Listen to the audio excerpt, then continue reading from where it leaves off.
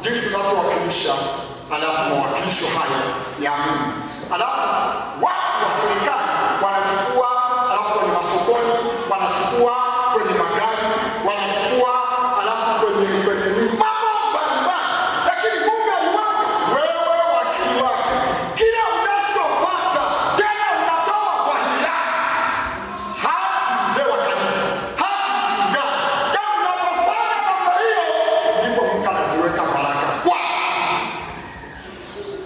hatujui kila mmoja. Naona hivi sasa neno la Mungu linasema siku za mwisho watu watatajirika, watafanya hivi. Unaweza ukaenda nchi nyingine, ndipo naweza kuona kwamba kumbe nchi yetu tumetajirika. Mabajaji, mapikipiki, magari na vitu gani na watu wengine wakulima, wanalima, na wengine wako ofisini, wengine ni walimu, wengine ni wanani. Sababu zingine ukienda hata kuangalia pikipiki ni kazi.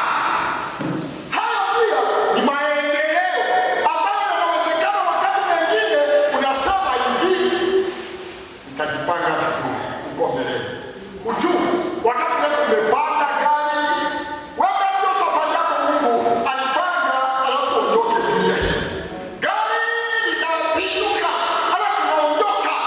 Unapoondoka, alafu roho yake inakwenda kwa Mungu, unaona wewe ni mwizi, alafu wa mbinguni, alafu wewe ni mwizi. Yaani hujali hata wakati kusema nitoe kwa moyo, maana kila kikumi ni Mungu alishaweka, si kwa Yesu Kristo. Anajaliwa kwamba ni Mungu amemlinda. Shukrani natoa kwa moyo. Yaani ile shukrani haina kiwango, lakini kikumi kina kiwango. Kwa hiyo hata mtakapochukua kumlilia moyo wake kunasonga. Ndugu yangu, kama wakati mwingine ulikuwa unataka wakati mwingine alafu ushawishiwa na vitu vya dunia, uwe wakili wa Mungu mwaminifu, si kwa Yesu Kristo. Uone Mungu anavyokujalia, utachunguliwa vizuri, utaona vizuri, alafu mambo yako yatafanikiwa.